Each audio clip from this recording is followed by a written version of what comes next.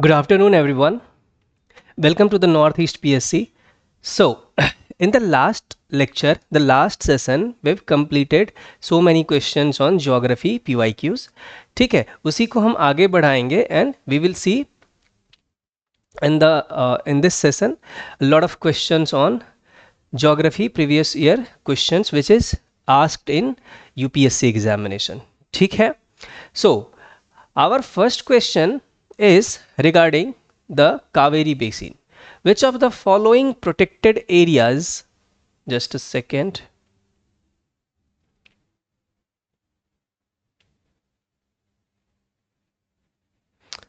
Yes, so which of the following protected areas are located in the Kaveri Basin? Nagarhole National Park, Papikonda National Park, Satyamangalam National Park, Satyamangalam Tiger Reserve, Wayanad Wildlife Sanctuary. See, Nagarhole National Park is in the Kaveri Basin. Satyamangalam Tiger Reserve is in the Kaveri Basin. Wayanad Wildlife Sanctuary is in the Kaveri Basin. But Papikonda National Park lies in the not in the Kaveri but in the Godavari River Basin. ठीक है? This is the part of Godavari River Basin. So this is not the correct one. 1, 3 and 4 would be your correct answer. So option C is correct. ठीक है? Moving to the next question. Next question is regarding minor minerals. अब क्या कहता है question which says that with reference to the management of minor minerals in India, consider the following statement. ठीक है? Sand is a minor mineral according to the prevailing law in country. ठीक है, देखते हैं. Government, state government have the power to grant mining lease of minor minerals, but the powers regarding the formation of rules related to grant of minor minerals lie with central government. State government have the power to frame rules to prevent illegal mining of minor minerals. So see that MMDR Act of 1957, this is Mines and Minerals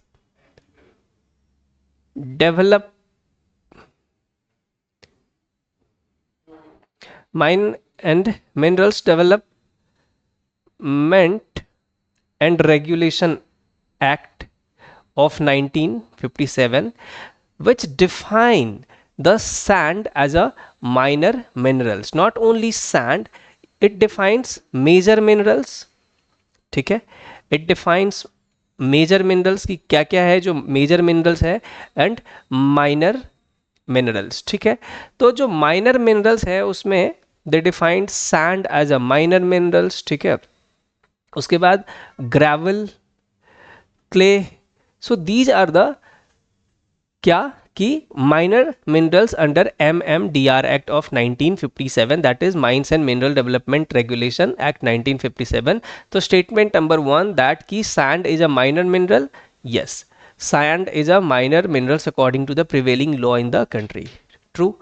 State government have the power to grant mining lease of minor minerals, but the power regarding the formation of rules related to grant of minor minerals lie with central government. This statement is wrong. Why?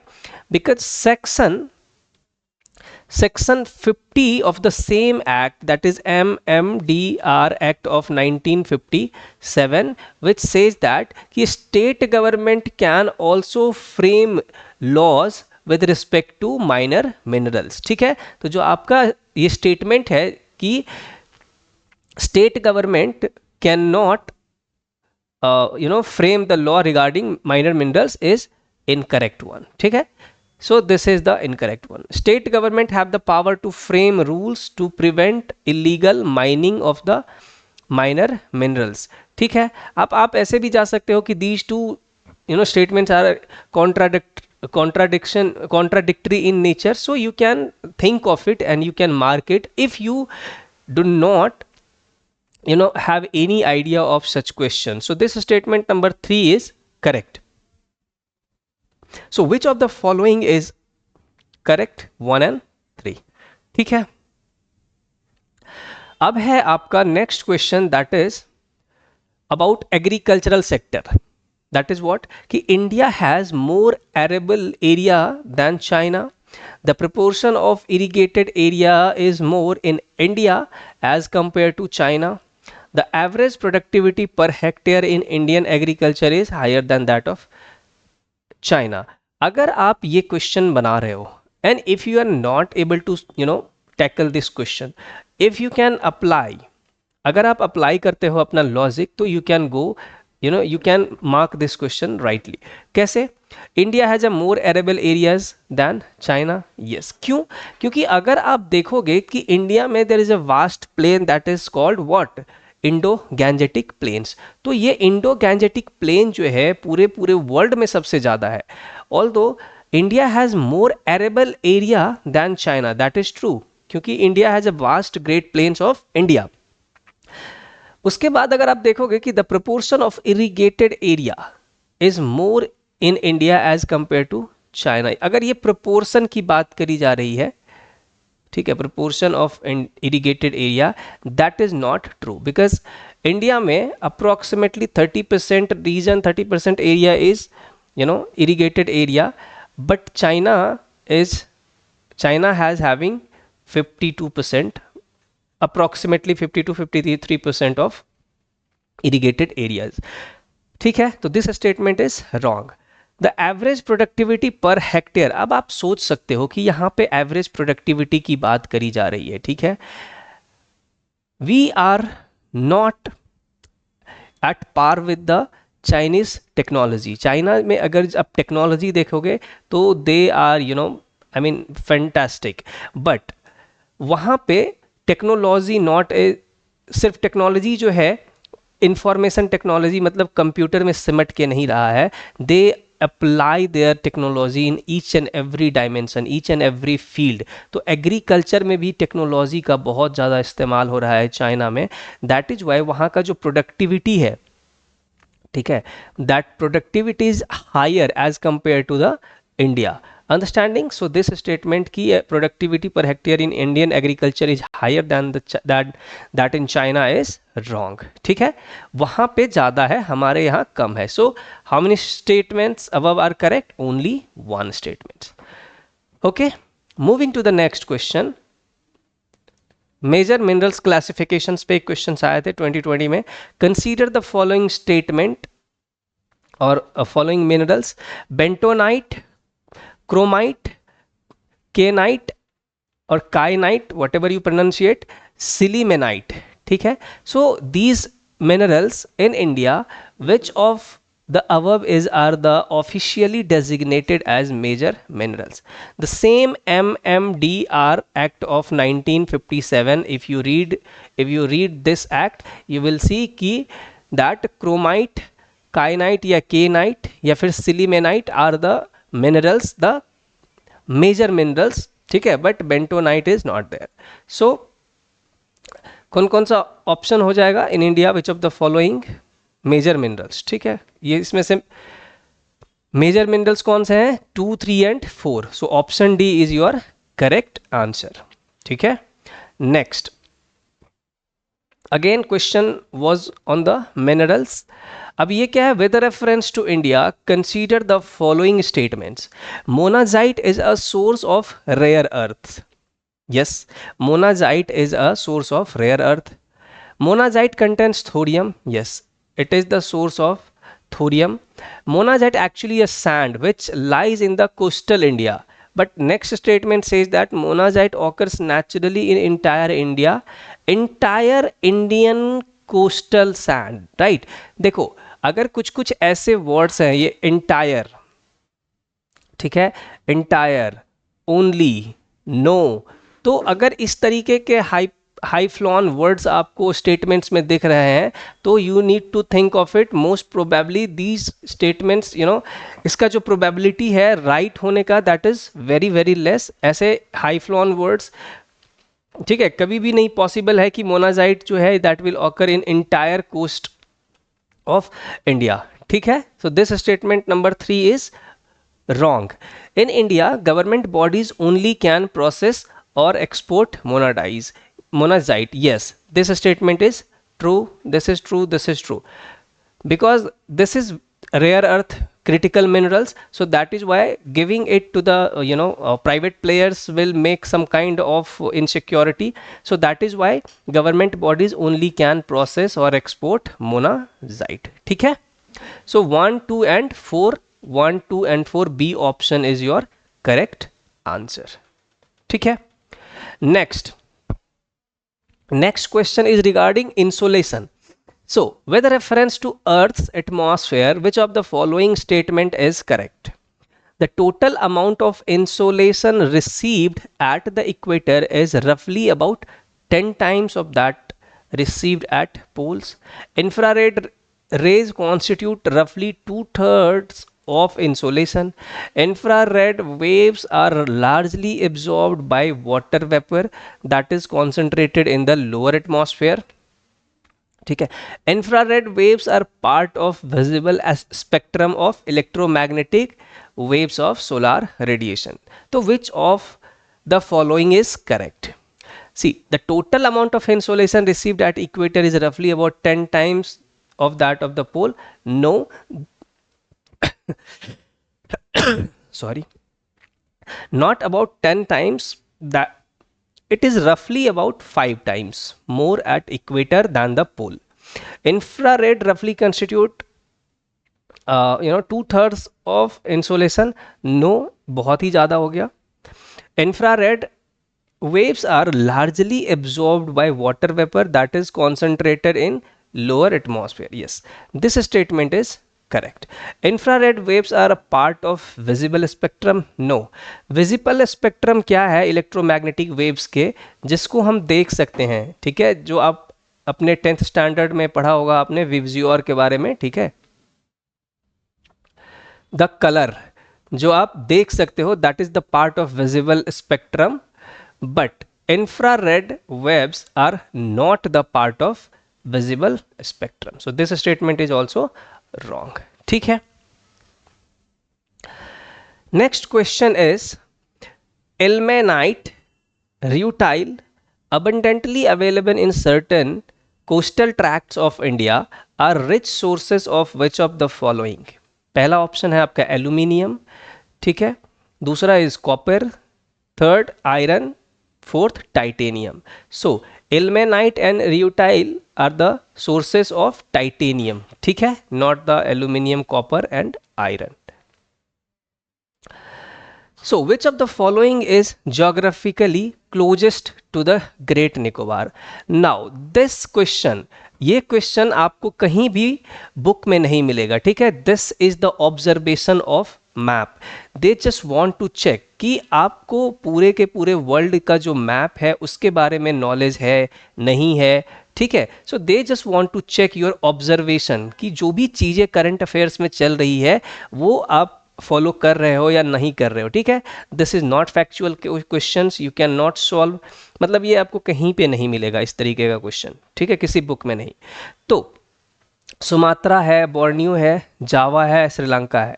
ठीक है, look at the map first, you will get the idea of it. ठीक है, सी यहाँ पे है आपका अंडमान. कौन से अंडमान की बात कर रहा है? दैट इज ग्रेट निकोबार की बात करा जा रहा है. अंडमान ऊपर है, निकोबार नीचे. ठीक है, अब इसके नीचे सबसे नज़दीक कौन है? इफ़ यू सी कि Sri Lanka is in your option, Sri Lanka is very very far as compare to this region. ठीक है, this region and this region, let me change the colour. ठीक है, this Sumatra, right? And if you see the Borneo is also in your option. Borneo is very very far from Sumatra, और Java is also very very फार. तो सबसे नज़दीक जो है यहाँ पे this is the Java, this is the Sumatra वाला part. तो यही क्या है, सबसे इसके नज़दीक है. ठीक है, अगर आप श्रीलंका देखोगे, Sri Lanka is very very far. Sumatra के नीचे है आपका जावा और इसके बगल में है आपका बोर्नियो, ठीक है। सो ये सब बहुत ही दूर है, एंड जो सुमात्रा है that is very near to the Nicobar island. अब why this was news, because you can see कि Malacca strait is over here and which is the busiest trade route, ship route across the world. So that is why this region is always in the news. So that is why this question was there. This is not a factual question. They just want to check that have you जो भी चीजें चल रही है globally उसको आप follow कर रहे हो या नहीं कर रहे हो। तो which of the following is the closest to the great Nicobar? यहाँ पे क्या हो जाएगा? Sumatra would be your correct answer. Okay, let me change the colour. Okay, so next question is regarding what? Godavari river system के बारे में। Consider the following rivers: Vamsadhara, Indravati, right, Pranhita, Pennar. Which of the following, which of the above are tributaries of Godavari? They are asking the tributaries of Godavari. See, river system of India is considered as the lifeline of India's economy. ठीक है? So that is why it is very very important। और यहाँ से questions every alternate year और every 2-3 years you will get कि tributaries क्या है। यहाँ पे अब ने अभी लास्ट में भी देखा कि गोदावरी रिवर सिस्टम के बारे में क्वेश्चंस था, and apart from that Krishna river system के बारे में था, Brahmaputra river system, Indus river system, right. So Vamsadhara is not a tributaries of Godavari, Pennar is not the tributaries of Godavari, only Indravati and Pranhita, which is given in your option, is the tributaries of Godavari. So the 2 and 3 are the correct option. You can see it in the map. This is the Godavari river system, right? And over here you can see this Indravati river. Let me change. This is the Indravati river system, right? River Penganga, river Vardha, river Wainganga. The stream of these 3 rivers when combines, that after that stream is known as by the name of river Pranhita, ठीक है। उसके बाद और भी इसके जो है tributaries है, दैट वी विल डिस्कस, ठीक है। तो जो पेनगंगा, वर्धा, वाइनगंगा, ठीक है, the streams of these 3 rivers combine together to form, उसके बाद हम उसको किस नाम से जानते हैं? रिवर प्रणहिता के नाम से जानते हैं, ठीक है। उसके पहले आपका क्या है? Indravati. Indravati is also a tributaries of river Godavari, ठीक है। नेक्स्ट क्वेश्चन है आपका एटमॉस्फेरिक हीटिंग के बारे में। Consider the following statements: the atmosphere, let me change. So the atmosphere is heated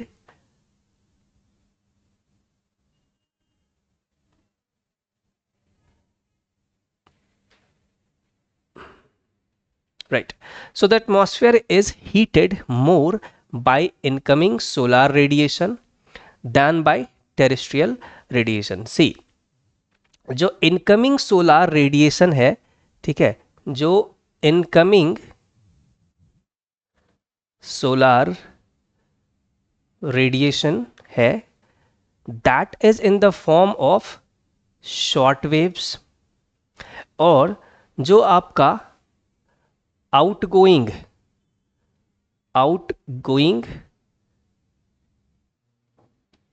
terrestrial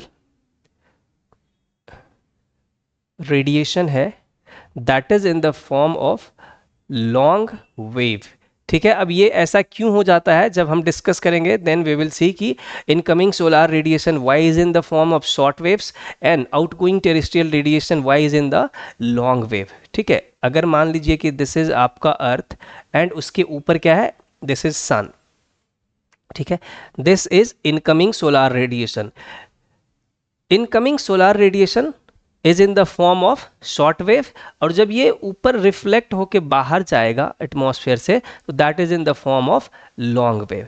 तो दिस लॉन्गर वेव मतलब कि outgoing terrestrial radiation is very much responsible for warming the atmosphere, not the incoming solar radiation. Statement आपका जो कह रहा है the atmosphere is heated more by incoming solar radiation is wrong one. क्यों? क्योंकि atmosphere सबसे ज़्यादा हीट होता है by outgoing terrestrial radiation, not by the incoming solar radiation. Statement number 2 is कि carbon dioxide and other green house gases in the atmosphere are good absorber of long wave radiation. Yes, carbon dioxide ठीक है is a green house gas. उसके बाद other green house gases can be आपका methane, ठीक है, other उसके बाद nitrous oxide, these are the I mean the green house gases, ठीक है, विच इज उसके बाद आपका water vapour is also a green house gas which is very much responsible to absorb the long wave terrestrial radiation. So statement number 2 is correct, right? So statement 1 is wrong, statement 2 is what? Correct. So option number D, statement 1 is incorrect but statement 2 is correct. ठीक. Moving to the next question, why are dewdrops not formed on cloudy nights? अब सी, due drops को form होने के लिए certain conditions are require, जैसे कि stable condition, ठीक है, stable atmospheric stability are very very important. अब एटमॉस्फेरिक स्टेबिलिटी क्या होता है? When there is a clear sky, ठीक है, there is no cloud formation, ये सब चीजें हैं, नो रेनफॉल एटसेट्रा एटसेट्रा. जब ये सब condition are met then and only can आपका dew drops can form.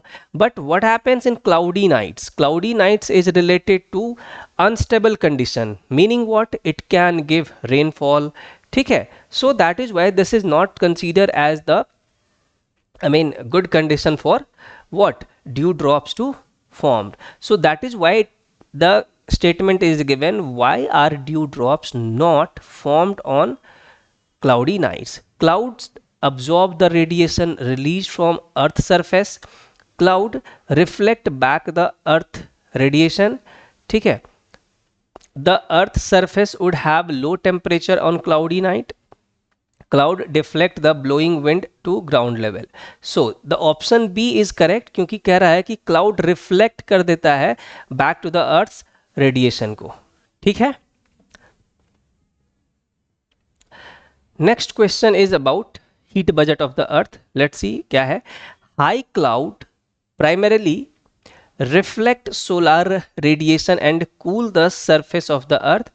And second statement says that low clouds have a high absorption of infrared radiation emanating from the earth's surface and thus causing a warming effect. See, statement number 1, high clouds. High clouds, जो cloud सबसे ऊपर है, primarily reflect solar radiation? No. Low clouds, जो low clouds होते हैं, जो thick clouds होते हैं, जो thick clouds, low clouds, that is आप कह सकते हो कि cumulonimbus clouds, that is low clouds, thick clouds, ठीक है, reflect solar radiation and cool surface of the earth. ये ऊपर से सन को क्या करते हैं, सन के जो रेज है उसको अंदर आने ही नहीं देते हैं. तो दिस स्टेटमेंट इज रॉन्ग, ठीक है. Low clouds have a high absorption of infrared radiation emanating from the earth surface and thus causing a warming. See, low clouds, no. The high clouds can transmits some of the infrared radiation emanating from the earth surface and thus causing a warming effect, not the low clouds, ठीक है. तो this statement is also wrong. So neither 1 and nor 2 are your correct option. Gandikota Canyon of South India was created by which of the following river? River Kaveri, river Manjira, river Pennar, river Tungabhadra. So option is correct option is river Pennar. River Pennar जो है वहीं पे Gandikota canyons या फिर Gandikota canyons in south India is created by Pennar river. ठीक है. Which of the following is are the best example of repeated falls in sea level giving rise to present day extensive marshland? Bhitarkanika mangroves? No. Marakanam salt pans? No. Naupada swamps? No. Run of Kutch? Yes. So run of Kutch जो है that is the best example of repeated falls in sea level, जहां पे आप देखोगे कि बहुत ही बड़ा एक मार्शलैंड है. ठीक है. नेक्स्ट क्वेश्चन हमारा है the consider the following statements that Amarkantak hills are at the confluence of Vindhya and Sahyadri range. No, Amarkantak hills are not at the confluence of Vindhya and Sahyadri, rather Satpura. ठीक है. तो this statement is wrong.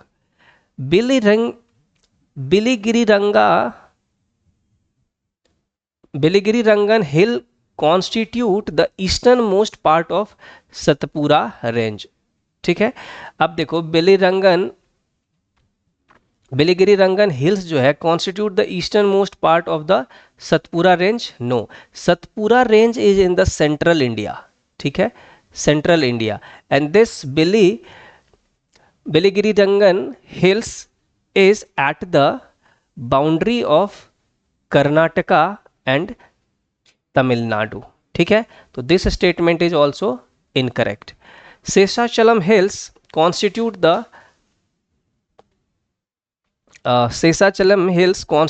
the southernmost part of the Western Ghat. Right. Seshachalam hills is not the southernmost part of Western Ghat, it is the part of Eastern Ghat. ठीक है, Eastern Ghats. So which of the following is correct? None. ठीक है. Next question. Which of the following is our correct inference या interference from isothermal maps in the month of January? अब देखो isothermal क्या होता है, आइसोथर्म लाइन क्या होता है? Line joining the same temperature. ठीक है, line joining same temperature on earth. ठीक है. This is the hypothetical line. ये एक इमेजिनरी लाइन है, ये कोई रियल लाइन नहीं है. ठीक है. विद ज्वाइंस जहां जहां पे क्या है, सेम टेम्परेचर है. ठीक है. तो सपोज करो कि this is a continent, this is the continent. ठीक है. एंड बीच में you have equator, this is the equator 0 degree. Right. Now बीच में क्या है, दिस एरिया इज वाटर वाला एरिया. ठीक है, दिस इज वाटर वाला area. Now tell me one thing कि see I'm just giving you one things, क्या कि जो लैंड है एंड जो वाटर बॉडी है, ठीक है, land cools and warm very quickly. ठीक है, very quickly. Eight the same time water warm और या फिर एंड cools very slowly. बहुत धीरे धीरे आपका पानी क्या होता है, गर्म होता है. ठीक है, as compare to land.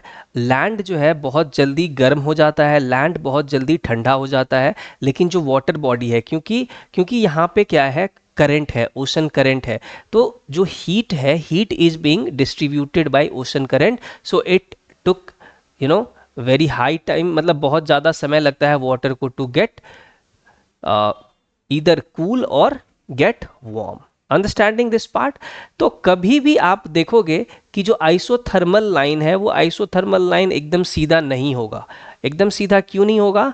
Because अगर ये एरिया सपोज कि इन द समर, मैं I am giving you the example of summer, summer में अगर इंडिया में समर है तो इस रीजन में क्या होगा, ये वाला जो रीजन है, ये वाला रीजन जो आपका लैंड वाला, सॉरी जो ओशन वाला रीजन है, दैट वार्म स्लोली, ठीक है, लेकिन इस जो लैंड वाला एरिया है दैट वार्म्स वेरी क्विकली, ठीक है।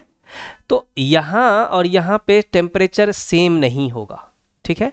तो that is why in the summer जो आइसोथर्म्स होते हैं, जो आइसोथर्म्स होते हैं वो लैंड से जैसे ही ओशन बॉडी पे आते हैं तो दे बेंड इक्वेटर वर्ड्स, इक्वेटर की तरफ जो है वो मूव कर जाते हैं, ठीक है, इक्वेटर की तरफ वो मूव कर जाते हैं। और जैसे ही फिर वो लैंड पे एंटर करेंगे तो फिर वो कहाँ पे पोल वर्ड्स शिफ्ट कर जाते हैं, ठीक है। I am just let me erase and give you the best picture of it.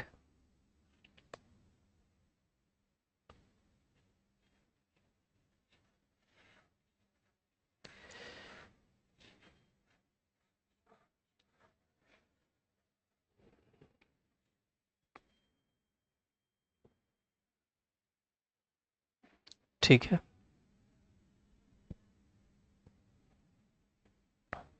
सी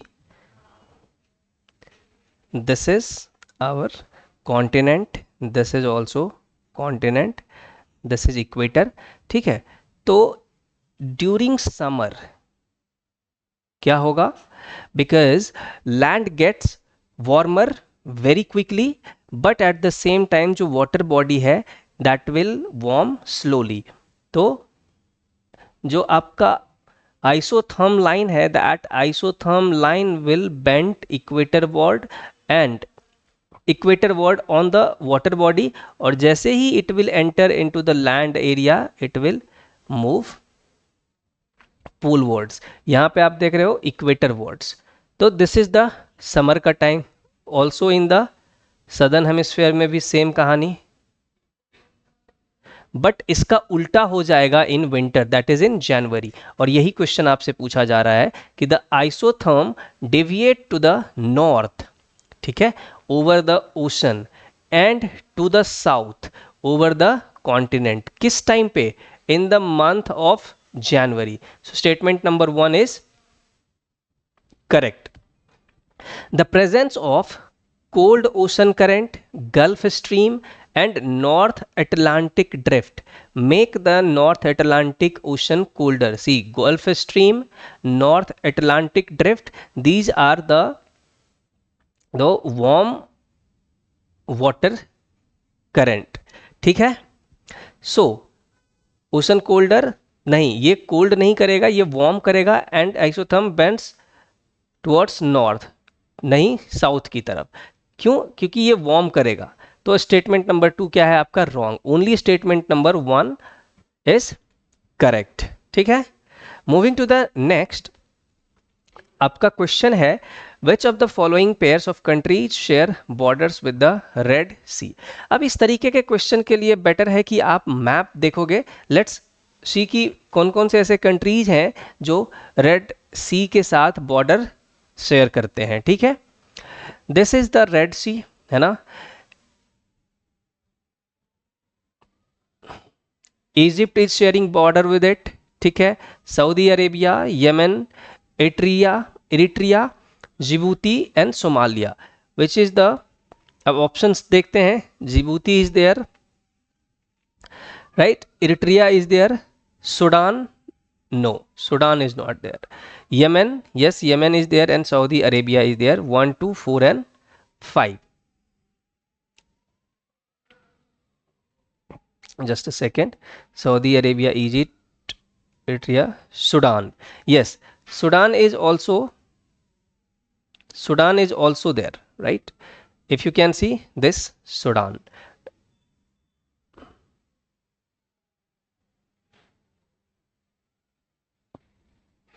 ठीक है, तो 1 2 3 एंड 1 2 3 4 एंड 5 ऑल ट्रू।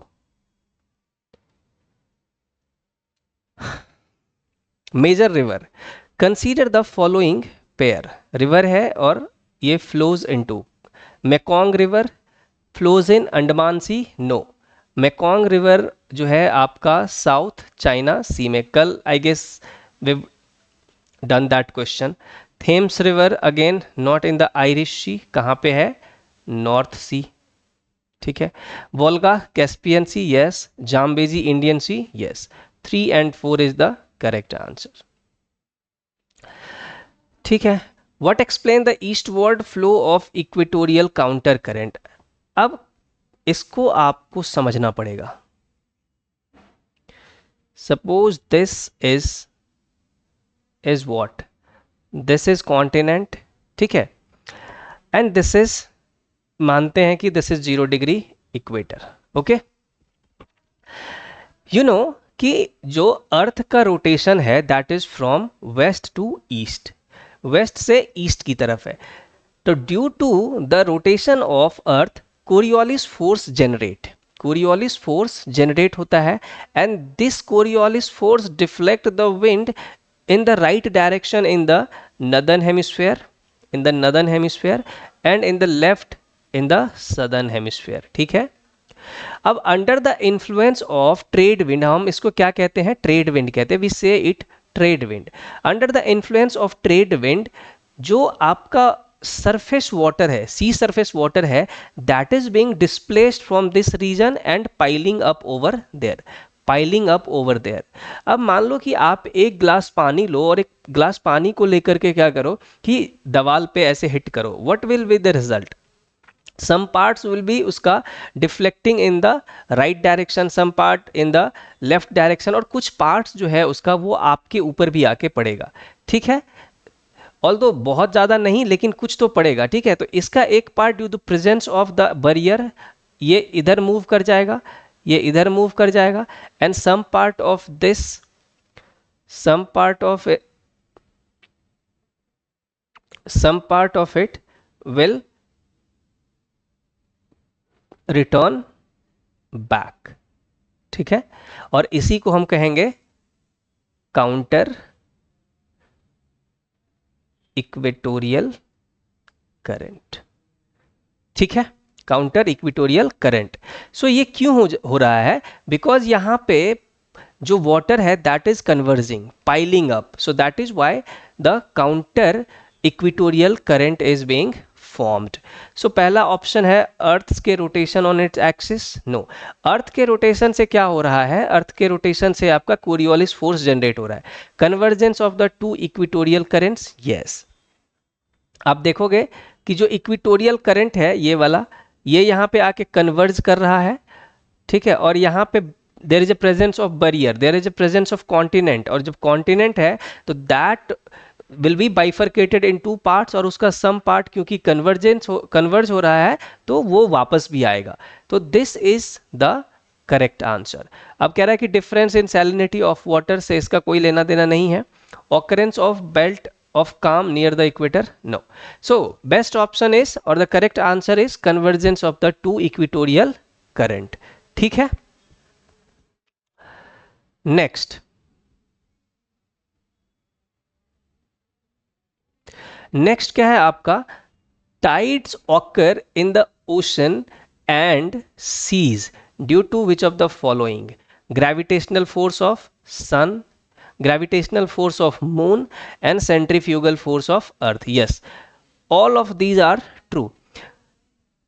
जो टाइड्स होते हैं, जो टाइड्स का जो रीजन है, ठीक है, that is the gravitational force of sun and moon as well as the centrifugal force of earth, ठीक है। so all of them are true, 1 2 and 3, 1 2 and 3।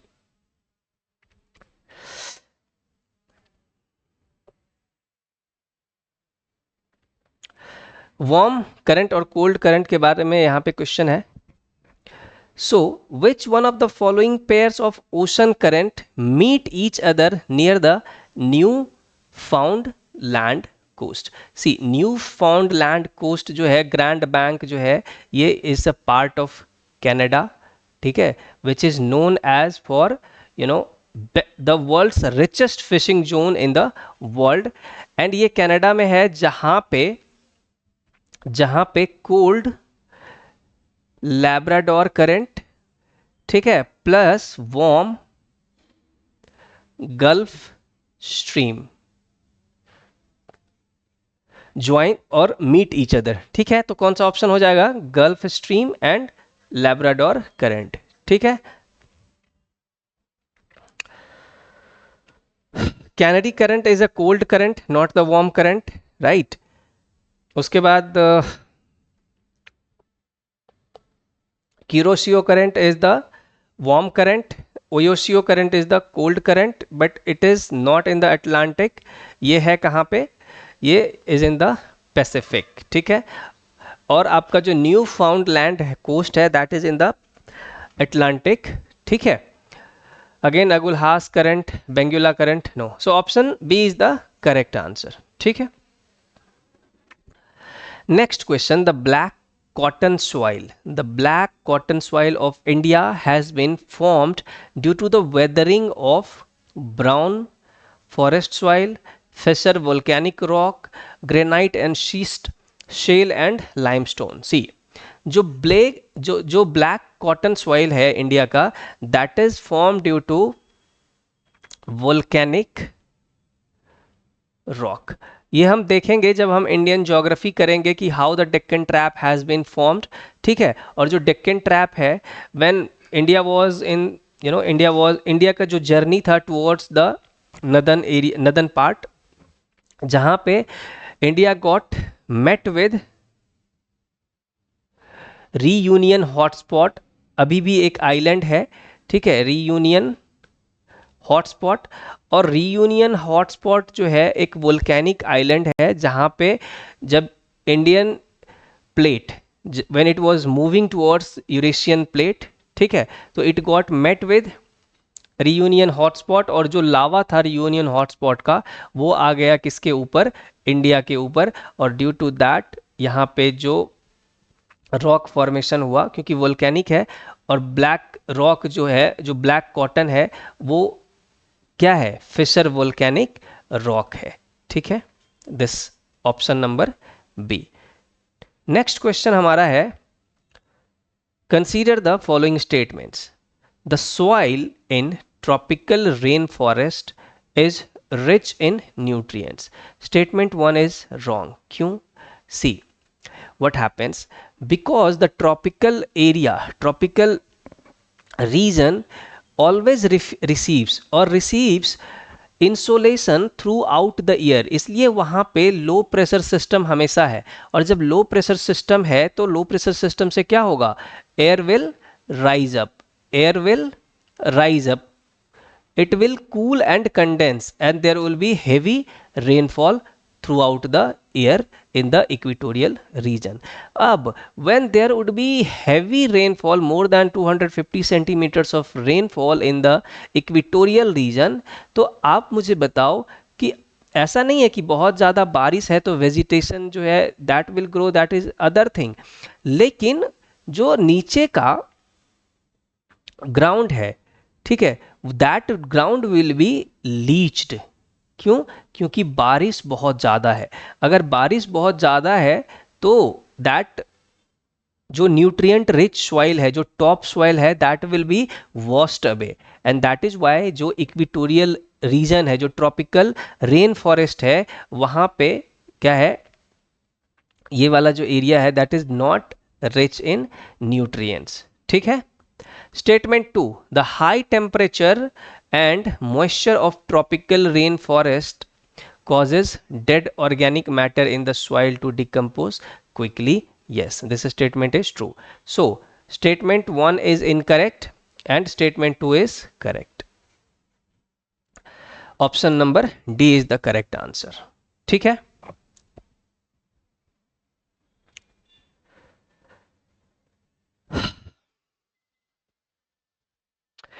Next question, with reference to the water on planet Earth, consider the following statements. The amount of water in the rivers and lakes is more than that of the amount of groundwater. The amount of water in polar ice caps and glacier is more than that of the amount of groundwater. Look at this diagram, ठीक है. Where is Earth's water? ये जो है जितने भी water है आपका अर्थ पे, दिस shows that, ठीक है. तो this is total global water and out of that 70% जो है आपका ओशन में है, ठीक है. बट टोटल ग्लोबल वाटर का ओशंस में जो है 96.5% जो है आपका कहां पे है, ओशन में, ठीक है. उसके बाद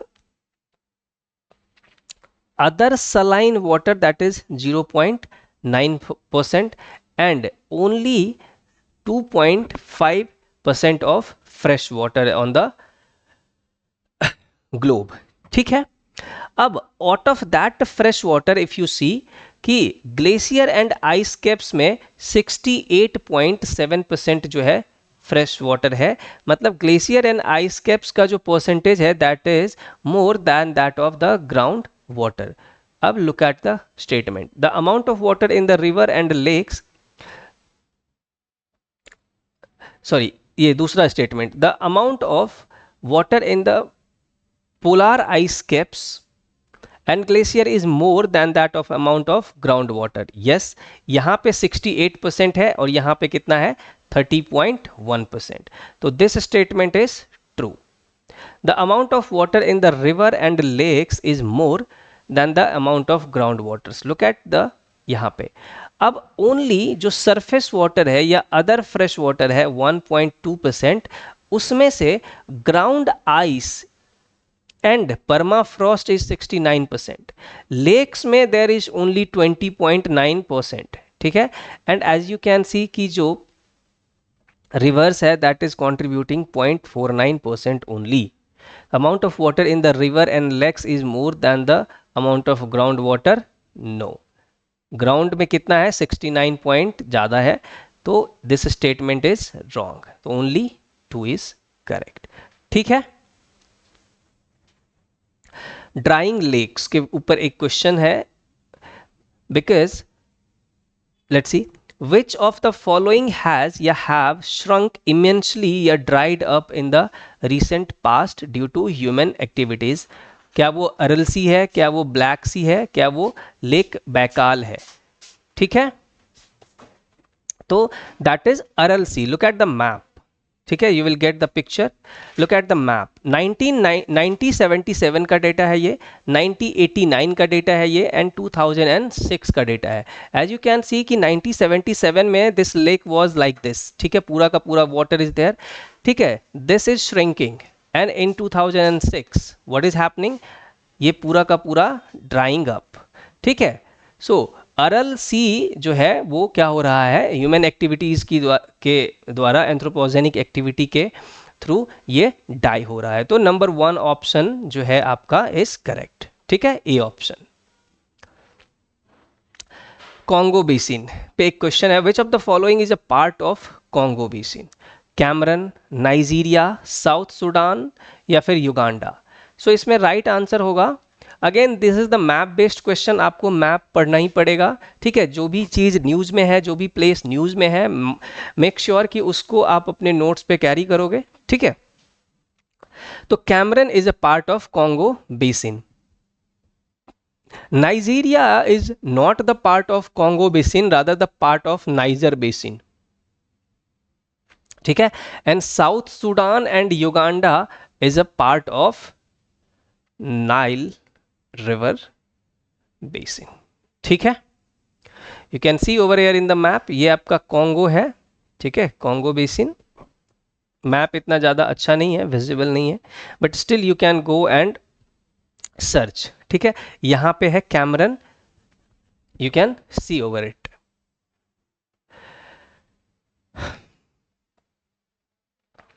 Which of the following are the major oil producing countries of the world? Saudi Arabia, yes. Russia, yes. USA, yes. Venezuela, yes. All four are major oil producing countries in the world. 1, 2, 3 and 4. ठीक है. So इस session के लिए इतना ही. ठीक है, फिर मिलते हैं in next session with some more interesting question, more conceptual based questions. ठीक है, टिल देन थैंक यू.